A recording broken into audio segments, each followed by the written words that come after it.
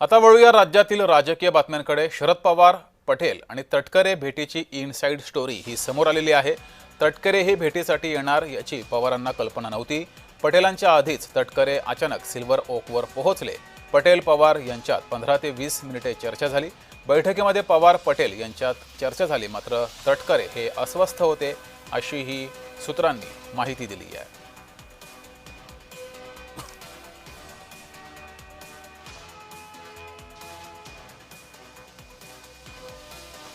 अधिक माहिती घेऊया, आपले प्रतिनिधी ज्योत्स्ना गंगणे आपल्यासोबत जोडलेले आहेत।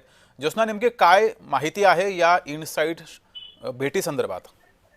अगदी बरोबर आहे। आपण जगदीश बघतोय की गेल्या काही दिवसांपासून जे आहे राष्ट्रवादी अजित पवार गटामध्ये अंतर्गत नाराजीचा सूर जो आहे तो पाहायला मिळत आहे। एका बाजूला प्रफुल्ल पटेल आणि सुनील तटकरे यांचा गट पाहायला मिळतो, तर दुसरीकडे जे आहे ते अजित पवार कुटुंबीय एका बाजूला झाल्याचं जे आहे पाहायला एक स्पष्ट चित्र जे आहे।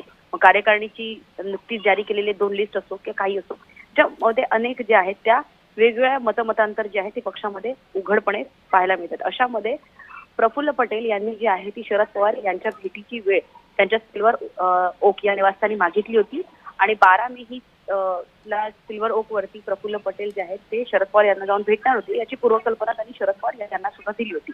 पण या भेटी दरम्यान फक्त प्रफुल्ल पटेलच येणार होते, मात्र अचानकपणे सुनील तटकरे सुद्धा जे आहेत ते सिल्वर ओक वरती प्रफुल्ल पटेल यांच्या सोबत सिल्वर ओक वरती शरद पवार यांच्या भेटीसाठी पोहोचले आणि त्यानंतर या तिन्ही नेत्यांमध्ये जे आहे ते काही गप्पा झाल्या। मात्र या भेटी दरम्यान म्हणजे या बैठकी दरम्यान जे आहे ते सुनील तटकरे यांनी त्यांची कोणतीही बाजू किंवा त्यांची काही भूमिका जी आहे ती स्पष्ट शरद पवार यांच्या समोर केलेली नाही। मात्र प्रफुल्ल पटेल जे आहे त्यांनी राष्ट्रवादी अजित पवार गटामध्ये जे काही अंतर्गत नाराजी आहे त्या वर्किंग कमिटीमध्ये प्रफुल्ल पटेल आणि सुनील तटकरे यांना कसं डावलण्यात आलं अशी संपूर्ण माहिती जी आहे ती शरद पवार यांना दिली।